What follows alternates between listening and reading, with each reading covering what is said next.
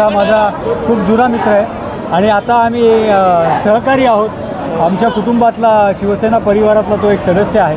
तर शिवसेना पुरस्कृत ही दहीहंडी सराव शिबिर गेली कित्येक वर्ष नारळी पौर्णिमेच्या निमित्ताने इकडे साजरी होत असते आणि उंच उंच थर इथे पाहायला मिळतात आणि दहीहंडी काही दिवसांवर आलेली असताना हा नारळी पौर्णिमेचा उत्सव इथे साजरा होतो आणि याचे आयोजक आमचे मित्र रुपेश पाटील आणि आमच्या वहिनी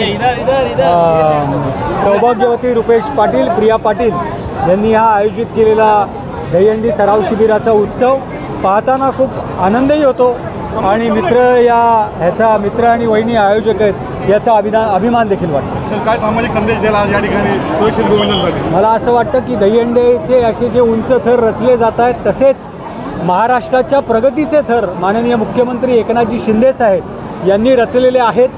तर आजचा हा नारळी पौर्णिमेचा उत्सव जो साजरा होतो आहे त्याचबरोबर सन्माननीय मुख्यमंत्री, आदरणीय उपमुख्यमंत्री आणि महाराष्ट्र सरकारच्या वतीनं महाराष्ट्रातल्या तमाम बहिणींसाठी एक रक्षाबंधनाची अनोखी भेट सरकारच्या वतीनं देण्यात आलेली आहे।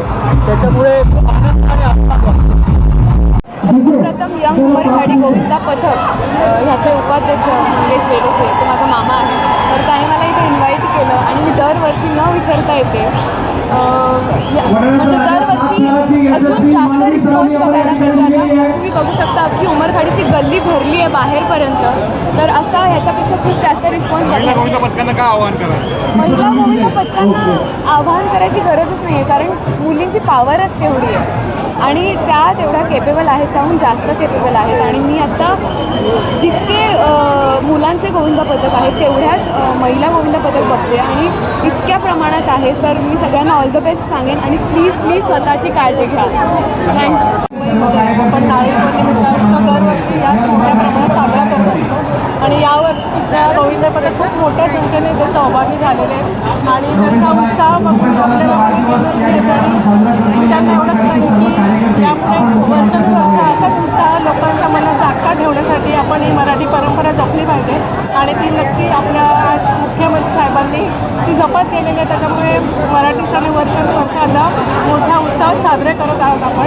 हे साहेबांनी एक उदाहरण दिलेलं आहे आपल्याला आणि अशाच सगळ्यांना शुभेच्छा देईन आणि सर्व गोविंदा पथकांचा आभार आणि त्यांना धन्यवाद। मुंबईत आज प्रथमच म्हणजे जी सराव शिबिर जे चालू केलं हे यंग उमरखाडीनेच चालू केलं। आज त्याची परंपरा शिंदेसाहेब आमचे महाराष्ट्राचे मुख्यमंत्री त्यांनी आज आपल्या मराठी सणांना एवढं मोठ्या प्रमाणात त्यांनी करायला आम्हाला सांगितलं आणि त्याचंच हे एक उदाहरण तुम्हाला की आज एवढ्या मोठ्या संख्येने आज आमच्या मुंबईचे पालकमंत्री यांनी भेट देऊन गेले।